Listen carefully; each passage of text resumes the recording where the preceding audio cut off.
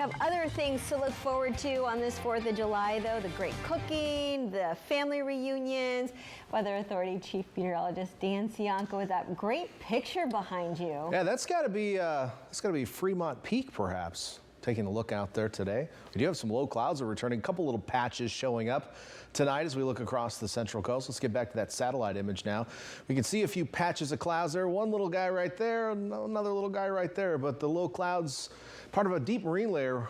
We're seeing marine air basically at the 4,000 feet of elevation at the coast, which is pretty deep.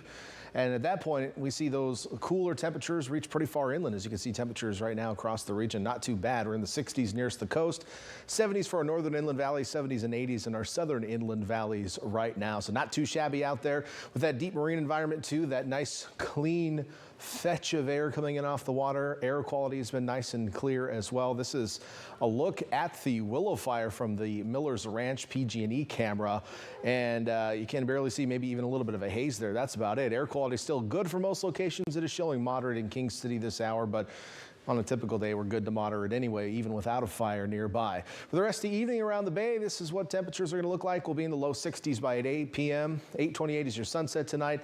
Low clouds thicken a little bit, especially on the north side of the bay with some patchy drizzle possible once again in the Santa Cruz Mountains. We did have some this morning.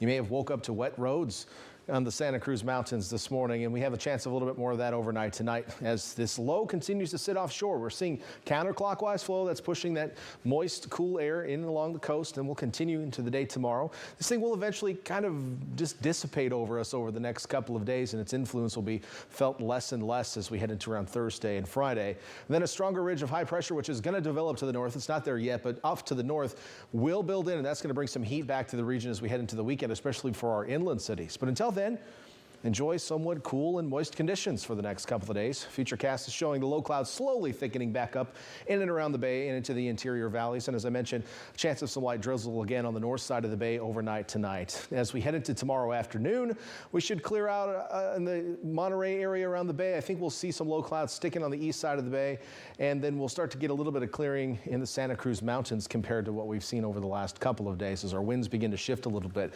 We're going from southwesterly winds eventually to northwesterly winds as we head into Thursday, and that's going to change the character of the temperatures around the bay. So we've been a little bit cool in Santa Cruz the last couple of days. You're actually going to warm up, whereas Monterey is probably going to warm or cool down a little bit as we head toward the end of the week.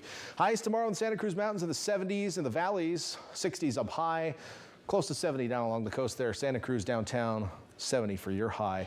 Watsonville coming back to 71, low 70s in Salinas, upper 70s in Hollister, close to 80 degrees tomorrow.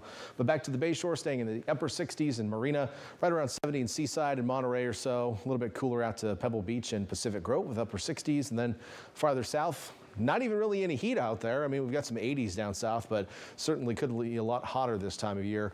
King City, you top out at 86, and Big Sur, only 67.